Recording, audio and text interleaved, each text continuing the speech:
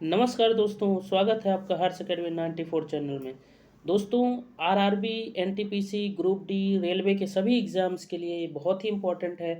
क्यों? क्योंकि ये प्रीवियस ईयर क्वेश्चन पेपर है, रेलवे के द्वारा ही पूछे गए। तो एनटीपीसी का 2016 का ये प्रीवियस ईयर क्वेश्चन पेपर है, जिसमें से इसका पूरा आपको एग्ज़ाम तक सीरीज चलेगी, जिससे पूरे के पूरे पेपर को कवर कर लिया जाएगा। ठीक, तो ये आपके लिए बहुत ही बेनिफिशियल रहेगा। तो इससे प्रीवियस वीडियो में हमने क्वेश्चन नंबर 70 तक कवर कर लिया है।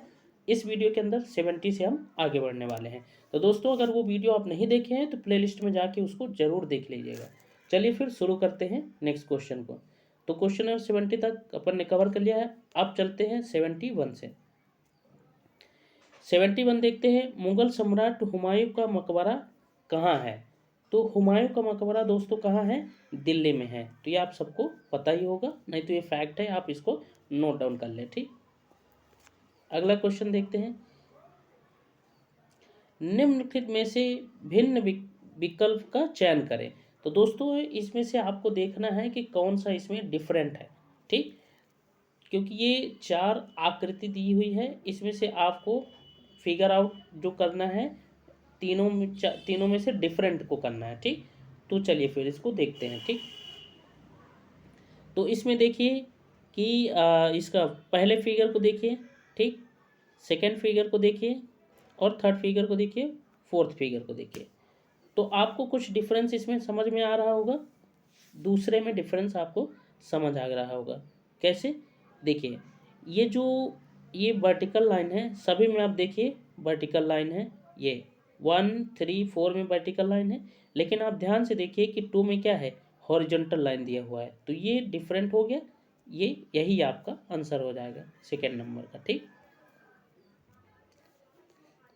अगला क्वेश्चन, एक बहुभुज में प्रत्येक बाहु कोण 40 डिग्री का है, तो उसकी भुजाएं क्या है? तो दोस्तों, इसको कैसे फाइंड आउट करेंगे? तो अब जैसे हमें पता है कि 360 का पूरा कोण होता है, पूरा एंगल होता है। ठीक, 360 का, तो आपको क्या कर लेना है, सीधा सीधा 360 में आपको 40 का क्या कर देना है, डिवाइड कर देना है।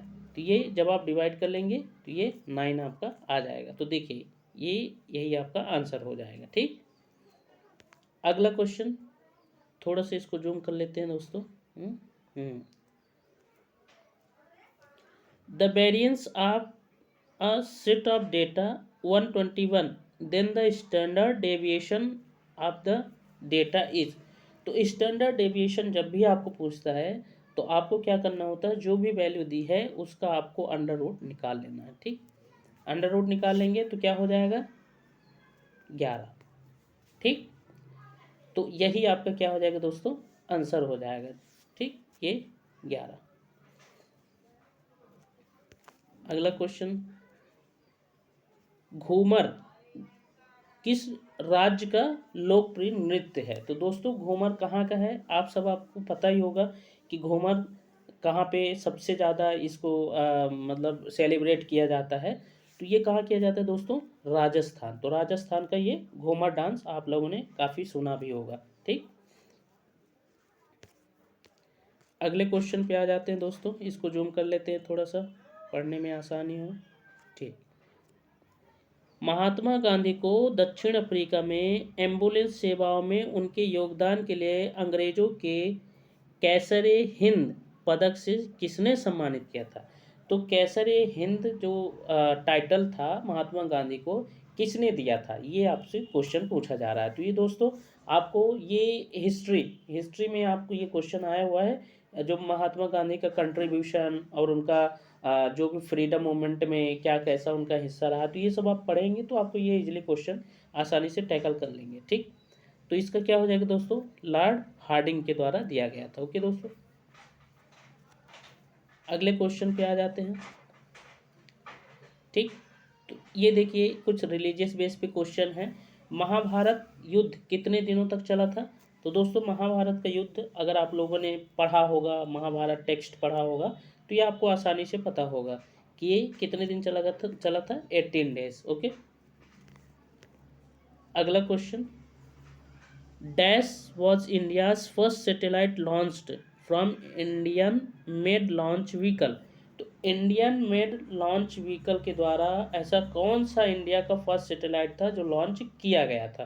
तो इसका क्या हो जाएगा दोस्तों? रोहिणी। इसको याद रखना दोस्तों कि ये पर्टिकुलर इंडिया के लॉन्च व्हीकल से लॉन्च किया गया था। ठीक, जैसे लॉन्च व्हीकल आपने पढ़ा होगा PSLV, ठीक, PSLV, GSLV पढ़ा होगा। ये सब क्या है दोस्तों? ये पोलर सैटेलाइट लॉन्च व्हीकल, जियो सिंक्रोनस सैटेलाइट लॉन्च व्हीकल, तो ये सब क्या है? लॉन्च व्हीकल है। ठीक, तो भारत के द्वारा बना हुआ लॉन्च व्हीकल के द्वारा जो लॉन्च किया गया था पहला सैटेलाइट वो है रोहिणी। ठीक, अगले क्वेश्चन पे आ जाते हैं दोस्तों।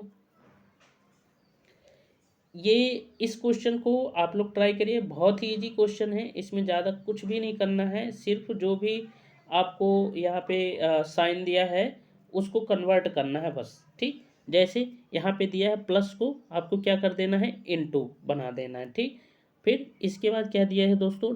डिवीज़न का माइनस कर देना है, फिर माइनस का प्लस कर देना है। ठीक, और इनटू का डिवाइड कर देना है। तो ये जो आपको एक्सप्रेशन दिया हुआ है इसी में ये साइन को चेंज कर देना है, आपको आराम से वैल्यू आ जाएगा। ठीक, तो हम यहाँ पे आपको इसको सॉल्व करना है, वैल्यू निकाल के कमेंट सेक्शन में पोस्ट करना है दोस्तों। ठीक है, तो इसका हम आंसर देख लेते हैं, क्या हो जाएगा? -2। ओके दोस्तों, वीडियो को लाइक ज़रूर कर दीजिएगा अगर आपको वीडियो पसंद आ रहा हो तो, ताकि मोटिवेशन बना रहता है।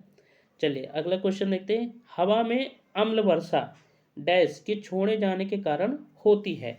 तो अम्ल वर्षा जो होती है, जैसे आप लोगों ने सुना होगा कि फर्स्ट जो रेन होती है, पहली बारिश होती है, वो एसिड रेन होती है।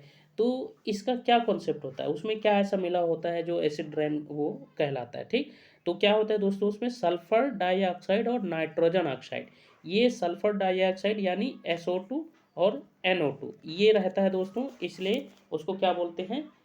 एसिड रेन बोलते हैं। ओके दोस्तों, तो एसिड रेन हम सबके लिए बहुत ही ख़राब होता है, इसलिए इसको बोलते हैं कि पहली बारिश में नहीं भीगना चाहिए। ओके दोस्तों, चलिए अगला क्वेश्चन। जीवन में इंटरनेट के सकारात्मक प्रभाव को पहचानें। तो इंटरनेट होने से क्या पॉजिटिव इम्पैक्ट पड़ता है जीवन में या सोसाइटी में? तो ये पब्लिक में क्या पॉजिटिव इम्पैक्ट पड़ता है, यही आपसे पूछा है। तो देखिए इसको पढ़ने से अपन को समझ आएगा। ओके दोस्तों, साइबर अपराध बढ़ रहे हैं, तो ये क्या पॉजिटिव इम्पैक्ट है? नहीं, ये गलत हो जाएगा। उपयोगकर्ता इंटरनेट की लत के विकार से ग्रस्त है, ये भी पॉजिटिव इम्पैक्ट नहीं है। पॉजिटिव इम्पैक्ट मतलब जिससे बेनिफिट हो रहा हो। ठीक, एक क्लिक के माध्यम से ज्ञान का सबसे अच्छा स्रोत है, ये सही लग रहा है अपन को, आगे भी पढ़ लेते हैं। कम शारीरिक गतिविधि और कमजोर नेत्र दृष्टि का कारण बनता है। तो दोस्तों ये भी हमारे लिए क्या पॉजिटिव इम्पैक्ट है? नहीं, ये नेगेटिव इम्पैक्ट है। तो हमारे लिए जो सबसे उपयुक्त आंसर है वो कौन सा है? सी है। ठीक, तो ये हो जाएगा आंसर। तो इस तरह से दोस्तों क्वेश्चन को एलिमिनेट करना भी सीखें। ठीक, ये आप जब भी हम ये पूरी सीरीज आप फॉलो करे रहेंगे तो लास्ट तक आप ये देखेंगे कि आप क्वेश्चन को एलिमिनेट करना भी अच्छे से सीख जाएंगे। तो इसको सब्सक्राइब जरूर कर लीजिएगा चैनल को। ठीक, चलिए अगला क्वेश्चन देखते हैं। क्या दिया है दोस्तों? सरल कीजिए। तो इसको क्या करना है दोस्तों? सिंप्लीफाई करना है। तो दोस्तों बहुत ही ईजी है, क्या करना है? हम अपन को ये 25, फिर इसके बाद क्या दिया है? इसकी पावर में 3/2 दिया है। ठीक है दोस्तों, तो आपको क्या करना है? ये 25 जो है इसको क्या हम ऐसे लिख सकते हैं? 5 की पावर 2 और होल पावर 3/2 ऐसा लिख सकते हैं क्या दोस्तों? आप सबको पता भी होगा क्योंकि ये वापस 25 हो जाएगा। ठीक, लिख सकते हैं। तो जब भी हम देखते हैं कि बेस सेम होता है तो जो उसकी पावर होती है वो मल्टीप्लाई हो जाती है। तो देखिए ये मल्टीप्लाई हो जाएगा, तो देखिए मल्टीप्लाई हो गया तो ये कट गया, दो ऊपर नीचे हैं वो कट गए, तो सिंपली क्या हो गया? ये सिर्फ 5 की पावर क्या हो गया? 3। ठीक, क्यूब हो गया। तो अब इसका क्यूब आप लोग निकाल लीजिए, यही हो जाएगा आपका आंसर। ठीक, तो इसमें आंसर क्या हो जाएगा? आई थिंक 125 होना चाहिए। ओके, तो देख लेते हैं इसका आंसर, सी आंसर। ठीक, तो मिल गया दोस्तों इसका आंसर। अगला क्वेश्चन देखते हैं, थोड़ा इसको जूम कर लेते हैं, बहुत छोटा साइज दिख रहा है। ठीक, हाँ चलिए इस क्वेश्चन को अब इसको पढ़ते हैं। ठीक, चंदन क्रमशः 3 किलोमीटर प्रति घंटा, 4 किलोमीटर प्रति घंटा तथा 8 किलोमीटर प्रति घंटा की गति से बराबर दूरी तय करता है। ठीक, तो बराबर दूरी तय करता है तथा कुल 42.5 मिनट का समय लेता है। कुल दूरी किलोमीटर में ज्ञात कीजिए। तो दोस्तों जब इस तरह से वेलोसिटी डिफरेंट आए तो आपको क्या करना होता है कि आपको एवरेज वेलोसिटी निकालना होता है। ठीक है, एवरेज वेलोसिटी निकाल लेंगे। तो देखिए एवरेज वेलोसिटी का आपको फार्मूला मैं बता दे रहा हूँ, इसको आप याद कर लीजिएगा। तो एवरेज वेलोसिटी के फार्मूला क्या होता है, 3x/z upon xy plus yz, ठीक, प्लस zx। ये आपको 3 वेलोसिटी दिए हुए है, एवरेज वेलोसिटी निकाल लेना, इसमें आप पहले पुट कर देंगे तो आपका आंसर आ जाएगा। ठीक है, तो ज़्यादा फटकने की ज़रूरत नहीं है, ये आपका आंसर आ जाएगा। इसमें आप पुट करके देख लीजिए। तो इसका आंसर हम देख लेते क्या आ जाएगा, 3। ठीक, अगला क्वेश्चन, चलिए इसको रीड करते हैं अपन दोस्तों। अगला क्वेश्चन, डैश ने 2015 में विश्व में सर्वश्रेष्ठ खिलाड़ी के लिए फीफा बैलोंडी और फीफा बैलोंडी ये पुरस्कार जीता था। तो किसने 2015 में जो विश्व में सर्वश्रेष्ठ खिलाड़ी के लिए फीफा, तो ये अवार्ड किसने जीता था। तो दोस्तों वैसे तो ये 2015 का है, तो ये आपके लिए ज़रूरी नहीं है इस वाले को याद करना, लेकिन आपको रिसेंट का जो करंट अफेयर स्पोर्ट्स से रिलेटेड है उसको आपको ज़रूर देख के जाना है, क्योंकि उससे एक क्वेश्चन बन ही जाता है। ठीक है, चलिए अगला क्वेश्चन देखते हैं। तो ये तो बन जाना चाहिए दोस्तों। What is not true with CT scan.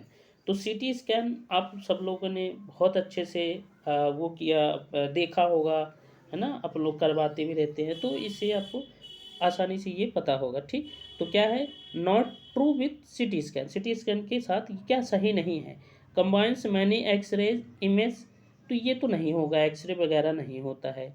Scanning is often painful, तो दोस्तों ये क्या है, इसमें आपको यही होगा, क्यों, क्योंकि सिटी स्कैन का मतलब ही स्कैनिंग है। ठीक, generate 3D cross sectional views, ऐसा नहीं होता, 3D नहीं होता है। Identifies normal and abnormal structures, ये भी नहीं होता दोस्तों। ठीक, तो ये सिंपली आपको स्कैन करने का मतलब यही है, कहाँ पे पेन होता है वहाँ से फ्रैक्चर वगैरह यही देखता है। ठीक है ना, तो सिटी स्कैन अपन तभी कराते हैं। ओके, अगला क्वेश्चन, तो अगला क्वेश्चन क्या हो जाएगा दोस्तों, इसको पढ़ते हैं, रीड करते हैं। ठीक,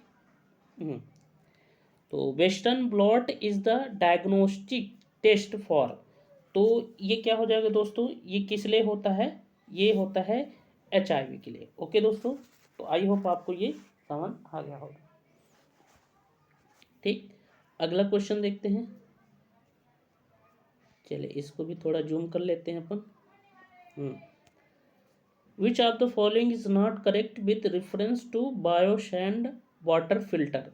ठीक है दोस्तों, तो ये इंग्लिश में क्वेश्चन क्यों है, क्यों, क्योंकि जो भी ये बच्चा है वो जिस क्वेश्चन को इंग्लिश में अटेम्प्ट किया है तो वो इंग्लिश में दिखाएगा, और जो हिंदी में अटेम्प्ट किया है वो हिंदी में दिखाएगा। ठीक है, तो इससे आप परेशान नहीं होना कि इंग्लिश में कैसे क्वेश्चन आते हैं, ये नहीं बनेंगे, तो ऐसा नहीं है।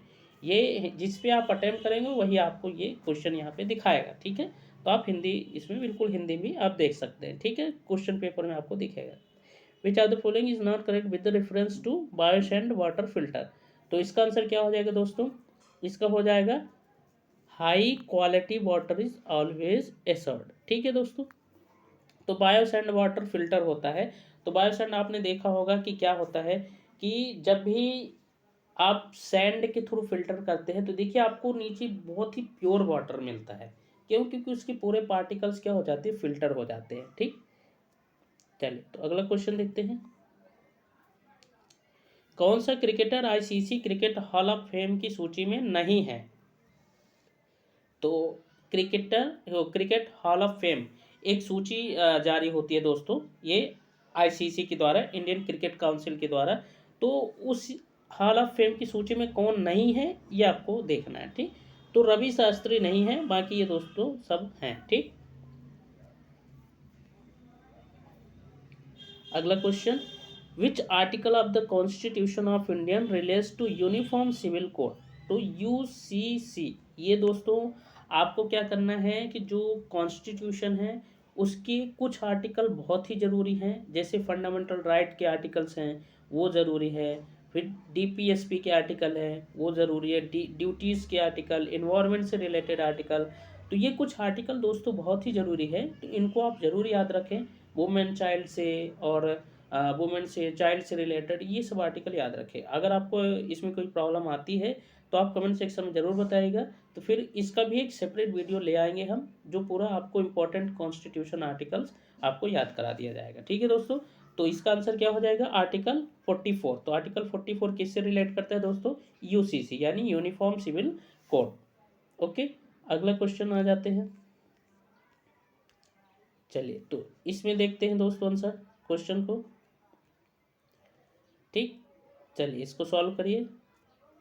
निम्नलिखित में से भिन्न विकल्प का चयन करें। तो दोस्तों इसमें भी क्या करना है, आपको डिफरेंट वाले को निकालना है। ठीक है, तो डिफरेंट वाले को कैसे निकालेंगे, चलिए तो इसमें देखते हैं कि देखिए थ्री थ्री क्यों लिखा है, क्योंकि 3 साइड है, दिख रहा है आपको। ठीक है, यहाँ पे 4 क्यों लिखा है, क्योंकि 4 साइड है। यहाँ पे 0 क्यों लिखा है, क्योंकि कोई भी साइड नहीं है, ये सर्कल है। यहाँ पे देखिए ये 6 लिखा है, लेकिन जबकि इसमें कितने साइड्स है, आप ध्यान से देखिए इसमें कितने साइड्स है, 5 है। क्यों, क्योंकि ये एक क्या है, पेंटागन है। ठीक है, ये पेंटागन है, लेकिन साइड देखिए इसमें 6 लिखा है हेक्सागन का। तो यही टोटली क्या हो जाता है, ये डिफरेंट है, यही आपका आंसर हो जाएगा। तो ध्यान से देखना है, क्वेश्चन बहुत डिफिकल्ट नहीं आते हैं, इजी होते हैं, बस हमें उनको क्या करना है, अच्छे से पढ़ना है, समझना है क्वेश्चन को। ठीक, अगला क्वेश्चन पे आ जाते हैं। यदि जगुआर इक्वस टू ये लिखा जाए HCEWYT, तो एलिफेंट को क्या लिखा जाएगा। ठीक, तो बस क्या करना है, इसमें आपको पैटर्न को देखना है, पैटर्न आपको मिल जाएगा तो इजीली आप इस क्वेश्चन को लगा लेंगे। ठीक, तो पैटर्न देखिए, जे से H, तो यानी क्या हो रहा है दोस्तों, -1 हो रहा है। ठीक है, फिर देखिए A से C, यानी प्लस का 1 हो रहा है, ABC हो रहा है। तो इसी तरह से ये पूरा पैटर्न -1 +1 -1 ये पैटर्न फॉलो हो रहा है, और इसी पैटर्न को इसमें लगा देंगे तो आपका आंसर आ जाएगा, और ज़्यादा कुछ भी नहीं करना है, इसी पैटर्न को इसमें लगा देना है। ठीक, तो ई है तो -1 करेंगे तो क्या हो जाएगा दोस्तों, सी पहुंच जाएगा। ठीक है, तो इस तरह से आप इसको निकाल लेंगे। आई होप आप इसको आंसर जरूर निकालेंगे। ठीक, तो इसका हम देख लेते हैं आंसर क्या हो जाएगा, ये बी हो जाएगा। ठीक, चलिए अगला क्वेश्चन देखते हैं। The order of rotational symmetry of a trapezium. तो ट्रेपेजियम जो दोस्तों होता है, उसका ऑर्डर ऑफ रोटेशनल सिमेट्री तो कितना होता है। चलिए तो इसका क्वेश्चन का सॉल्व करना है आपको। तो ट्रेपेजियम का जो कितने डिग्री पे एंगल रोटेट होता रहेगा, तो फिर वो सिमेट्री पे आएगा, एक 90 पे, एक 180, फिर 270 और 360। ये दोस्तों याद रख लीजिएगा, इतने रोटेशन में ट्रेपेजियम का सिमेट्रिकल पोजीशन आ जाता है, रोटेशनल सिमेट्रिक। ठीक, तो कितना हो जाएगा दोस्तों, इसका हो जाएगा सी, यानी क्या कह रहा है इसमें 3। तो एक में तो ऑलरेडी रहेगा, बाकी कितने रोटेशन हो सकते हैं, 3। ठीक, चलिए अगला क्वेश्चन, तो इसको सॉल्व करते हैं दोस्तों। थोड़ा सा और जूम कर लेते हैं जिससे पढ़ने में आसानी हो। ठीक, चलिए तो इसको कैसे सॉल्व करेंगे। देवेश ने 4500 रुपये 4% चक्रवृद्धि ब्याज की वार्षिक दर से उधार लिए।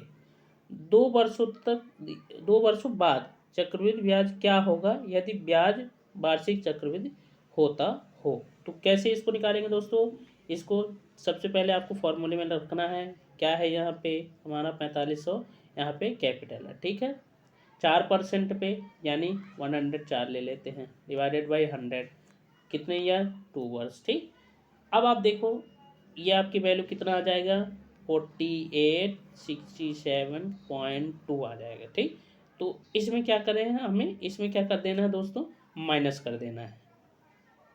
ठीक, 4800 4867.2 में 4500 को माइनस कर देंगे तो आपका आंसर आ जाएगा। ठीक, तो 367.2। चलिए अगला क्वेश्चन, ये बहुत ही सिंपल है क्वेश्चन दोस्तों, इसमें ज़्यादा आपको कुछ करने की ज़रूरत नहीं है।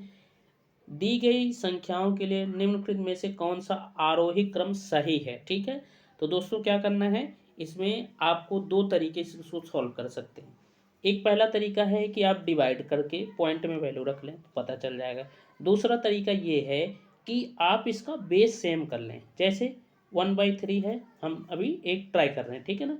1/3 है, 1/5 है, 2/5 है, ठीक। तो क्या करना है आपको, इसको बेस सेम कर लेना। बेस सेम करने के लिए क्या करना है, अपन इसको क्या कर सकते हैं, डिवाइड मल्टीप्लाई 5 कर सकते हैं और ऊपर मल्टीप्लाई 5 कर सकते हैं क्या, बिल्कुल। तो कितना हो जाएगा, 5/5 3 जा 15, ठीक। इसी तरह से ऊपर इसके 3 नीचे 3, तो देखिए 3/15 हो गया दोस्तों। फिर इधर भी कर लीजिए, 3 के ऊपर 3 का नीचे, तो 6/15। तब देखिए जब बेस सेम है तो ऊपर की संख्याओं से जितना अंतर होगा उससे ही अपन को पता चल जाएगा, ठीक है दोस्तों। तो आरोही क्रम में क्या है, देखो ये आरोही क्रम में है नहीं है, ठीक है। ये पहले 5 है, फिर 3 है, फिर 6 है, तो क्या ये कुछ क्रम आ रहा नहीं आ रहा है, ठीक। तो इसी तरह से जब आप सी में ट्राई कर लेंगे तो सी आपको दिख जाएगा आरोही क्रम में, ठीक है दोस्तों। तो इस तरह से आप इसको लगा लीजिएगा, तो ये ज़्यादा सिंपल पड़ता है हमें लगता है, ठीक। चलिए अगला क्वेश्चन 95 पे, इसको जूम कर लेते हैं, ठीक। तो इसको कैसे सॉल्व करेंगे दोस्तों, अव्यवस्थित अक्षरों को ऐसे पुनः व्यवस्थित करें कि उनमें अर्थपूर्ण शब्द बने और फिर उनमें से भिन्न शब्द का चयन करें। तो दोस्तों इसको कैसे सॉल्व करना है दोस्तों, क्या करना है, आपको अर्थपूर्ण शब्द को बनाना है, ठीक है। तो करना क्या है, ठीक, एक ही ऑप्शन, एक ही को मैं आपको हिंट दे देता हूँ। जैसे ये NILE है, तो इसको हम है ना लाइन लिख देते, देखिए ये आ गया, रीअरेंजमेंट कर दिया और हमने सही निकाल लिया, ठीक। इसी तरह से आपको सोचना है दोस्तों, ठीक है। तो आप इसको ट्राई जरूर करिएगा, ये मैंने आपको थोड़ा सा हिंट इसको दे दिया, ठीक है। चलिए तो इसका हो जाएगा आंसर दोस्तों बी, ओके।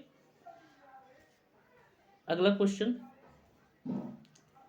चलिए तो ये कंप्रहेंशन टाइप का क्वेश्चन आ गया दोस्तों।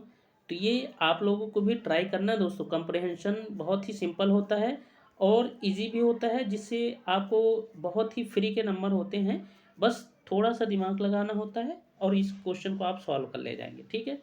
तो चलिए फिर एक दो हम इसमें आपको बता देते हैं जिससे आपको हेल्पफुल हो सके, ठीक है। तो क्वेश्चन नंबर कौन सा है दोस्तों, देख लेते हैं एक बार।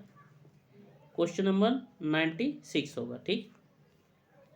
चलिए तो आ जाते हैं इसमें। पाई चार्ट दिया हुआ है दोस्तों, देखिए ध्यान से, है ना। पाई चार्ट दिया है कितना, बॉलीवुड के सितारे SRK SK AK HRN एवं BD को दर्शाता है, ठीक।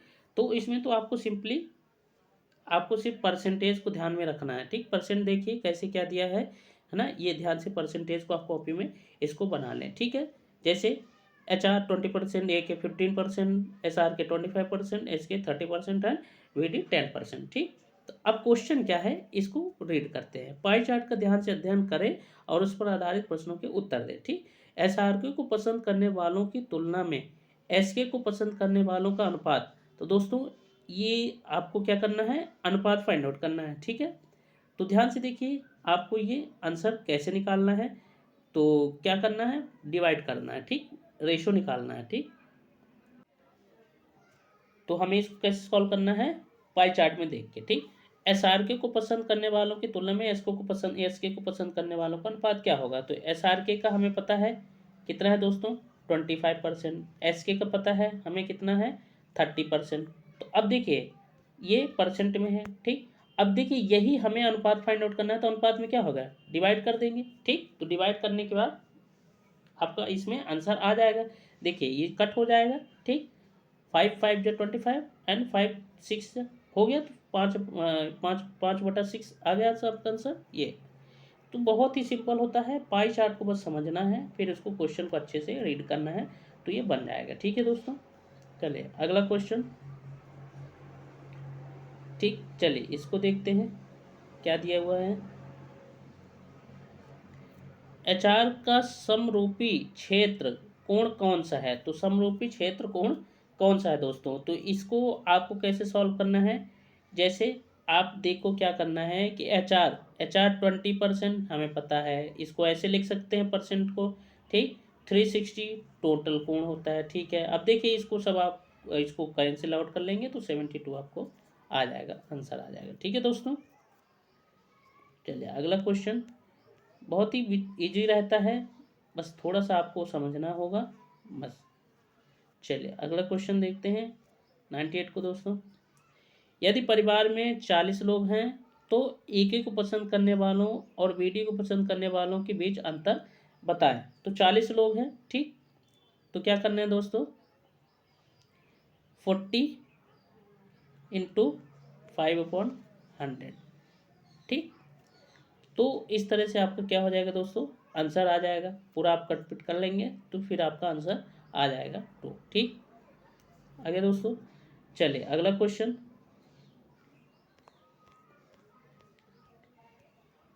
ठीक, तो दोस्तों देखिए ये तो आपको सिंपल क्वेश्चन फैक्ट है, ठीक। CMOS इज आ, ये क्या है, ठीक। तो ये बैटरी पावर्ड मेमोरी चिप है दोस्तों, ठीक है। CMOS इसको बोलते हैं, ठीक है। तो ये बाकी ये नहीं है, ठीक। कैसे मेमोरी भी नहीं होगा, स्टोरेज डिवाइस भी नहीं होगा, बेसिक इनपुट आउटपुट भी नहीं होगा, ठीक। अगला क्वेश्चन 100 नंबर का, ठीक। देखिए तो गणना कीजिए, मतलब ये क्या करना है आपको, सिंप्लीफाई करना है, ठीक। सिंपली आपको इसको क्या कर लेना है, 28,854 डिवाइड है 458, सॉरी 458, फिर डिवाइड है 9, तो ये 9 यहाँ आ जाएगा, कैंसिल आउट सबका ले जाइए तो ये आपका आंसर आ जाएगा 7।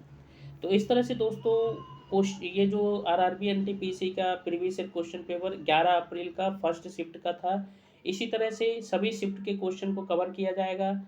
आगे सभी वीडियो में आपके एग्जाम तक की सीरीज चलने वाली है, तो आपके लिए बहुत ही हेल्पफुल होगी। वीडियो को लाइक जरूर कर दीजिएगा, चैनल को सब्सक्राइब करके नोटिफिकेशन ऑन जरूर कर लीजिएगा। तो चलिए फिर मिलते हैं नेक्स्ट वीडियो में नेक्स्ट क्वेश्चन और next previous year question paper के साथ। तब तक के लिए अपना ध्यान रखें और अपनी पढ़ाई को कंटिन्यू रखें।